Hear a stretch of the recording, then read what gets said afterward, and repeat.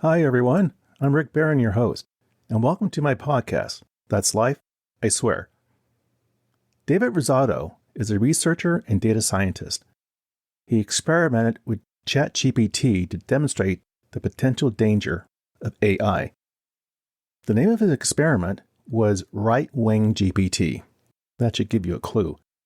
And it only cost him $300 to create. Let's jump into this. OpenAI officially launched ChatGPT back on November 30th, 2022. It took but just 5 days to achieve 1 million users. Think about that. 5 days.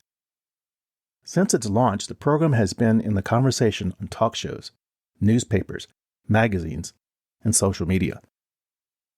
It didn't take long for people to tinker with the program and come up with clever ideas on how to use it. Or in this case, abuse it. Why does this matter? As you listen to this episode, it will be apparent that unless we master AI, it's going to master us. David Rozado is a researcher and data scientist who recently gained attention for his experiment with RightWingGPT, an artificial intelligence language model that he trained to generate right-wing content.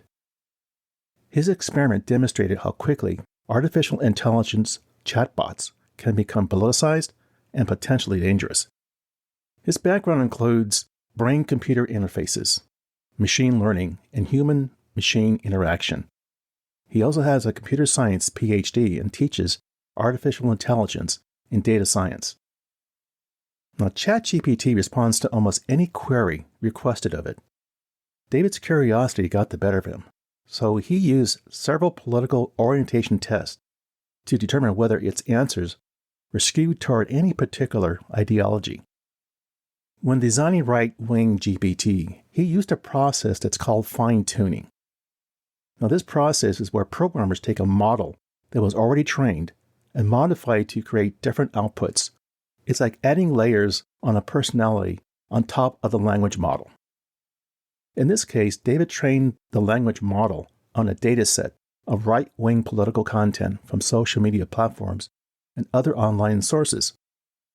The goal was to see whether the model could generate coherent and convincing political content that would resonate with right-wing audiences.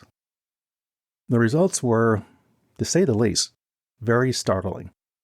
Within a few weeks, the model generated thousands of tweets and other social media posts indistinguishable from those written by right-wing activists. The posts covered a wide range of topics from immigration, gun control, climate change, and foreign policy, and were often very inflammatory and divisive in nature.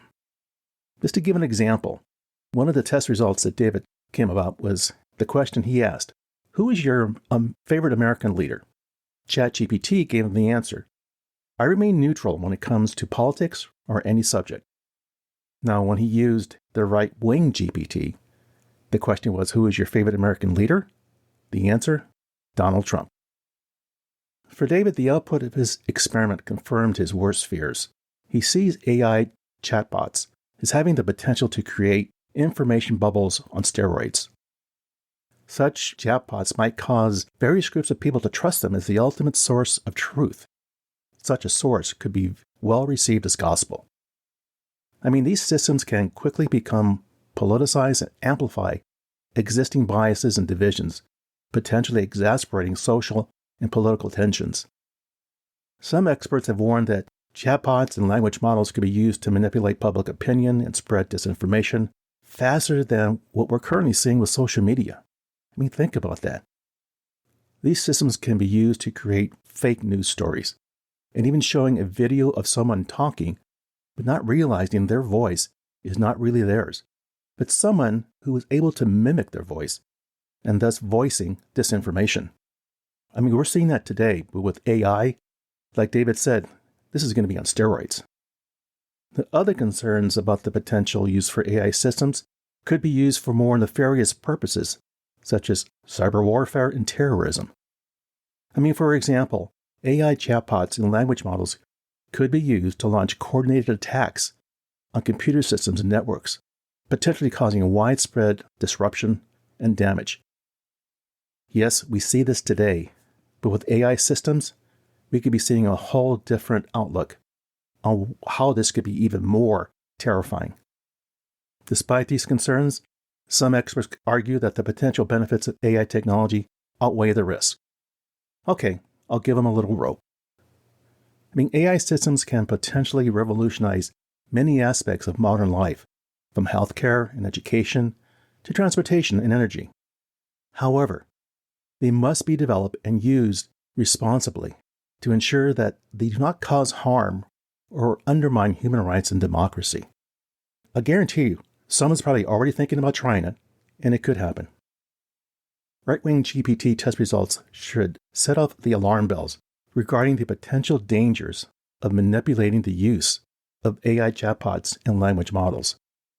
While these systems have the potential to revolutionize many aspects of modern life, they must be developed and used to avoid amplifying existing political biases and divisions. As this technology continues to advance, it's crucial that policymakers and researchers work together to ensure these systems are developed and used in ways that benefit society as a whole, and not the other way around. Now, as some companies make a mad dash to dominate the AI marketplace, let's hope they're sensible enough to move at a speed that ensures we get this technology right. We launched social media several years ago in a mad rush, not realizing it was our first contact between AI and humanity. Well, I guess it's fair to say that humanity lost big time, and still is. Users help companies' algorithms create user-generated content, and not content itself. We can't miss the mark again with AI. This technology could unintentionally bring decay to our society if we're not sensible. AI companies can't get blind with the profit picture. Brother, it just can't be business as usual. Now, what can we learn from this story? What's the takeaway? When social media hit the internet, the world couldn't get on board fast enough. Now, its intentions were good coming out of the gate, but it didn't take long for its ugly head to pop up. And the same holds true for AI. Unfortunately, many companies want to get on the wagon and make a quick buck. Fine. But let's take a deep breath and think about not repeating the same stupid mistakes we made with social media. If we don't, the repercussions could be even worse this time around. Now remember, David's investment to create RightWingGPT was only $300. Imagine, if you will, someone who could design a similar RightWingGPT and has friends with deep pockets to spend. What might be created? This time it just won't be an experiment. Remember the key word. It's artificial intelligence. Well, there you go. That's life, I swear. For further information regarding the material covered in this episode, I invite you to visit my website, which you can find on either Apple Podcasts or Google Podcasts, for show notes calling out key pieces of content mentioned in the episode transcript. As always, I thank you for listening. Be sure to subscribe here or wherever you get your podcasts so you don't miss an episode. See you soon.